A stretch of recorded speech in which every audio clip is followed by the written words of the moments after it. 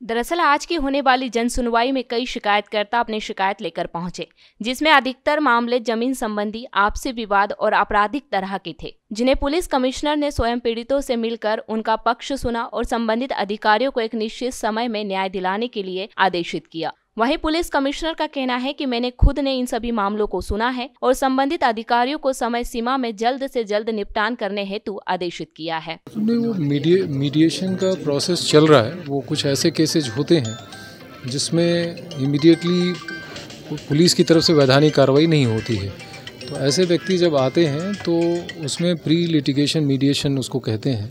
तो उसमें जो ट्रेन्ड काउंसलर्स हैं, जो MP सालसा और इस तरह के जो नियम है, ऑनरेबल सुप्रीम कोर्ट की गाइडलाइंस है, उसके तहत दोनों पक्षों से बातचीत करके और उसको समाधान कराने का प्रयास किया जाता है।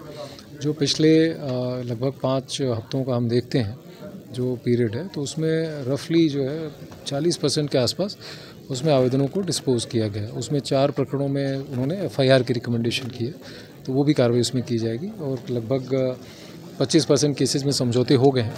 कुछ में नहीं भी हो पाते हैं, तो उसमें दोनों पार्टीज़ को जो है संबंधित न्यायालयों में जाने की समझाइश दे दी जाती है। आमतौर पर किस तरह की सुनवाई समझौते वाले प्रकरणों की? पारिवारिक विवाद नॉर्मली होते हैं जो उसमें होते हैं। कई बार जो है आजकल जो प्रॉपर्टी के भी डिस्प्यूट हैं वो कई बार आपसी रिश्तेदारों के बीच भी हैं, जैसे भाई बहन आपस में, भाई परिवार के अन्य सदस्य जो रहते हैं, या जो उनके पिताजी आपस में भाई हैं और फिर वो जो है आपस में रिश्तेदार हैं। इस तरह की परेशानियां आती हैं। कई भरण पोषण के आते हैं जिसमें कि सीनियर सिटीजन्स हैं, उनको ये अपेक्षा रहती है कि उनके जो ख़ासतौर से पुत्र हैं या उनका जो परिवार है उनका ध्यान नहीं रख रहा है, उनको उसमें सपोर्ट की, क्योंकि ओल्ड एज में सपोर्ट की ज़रूरत होती ही है, तो उसको भी जो है परीक्षण करके उनको बुला के समझाइश दी जाती है। नहीं तो उसके बाद जो है नियमानुसार वैधानिक कार्रवाई का भी प्रावधान है, तो वो भी कार्रवाई उसमें सुनिश्चित कराई जाएगी। और प्रयास ये रहता है कि जो भी इस तरह के सीनियर सिटीजन से अन्य पीड़ित व्यक्ति आते हैं,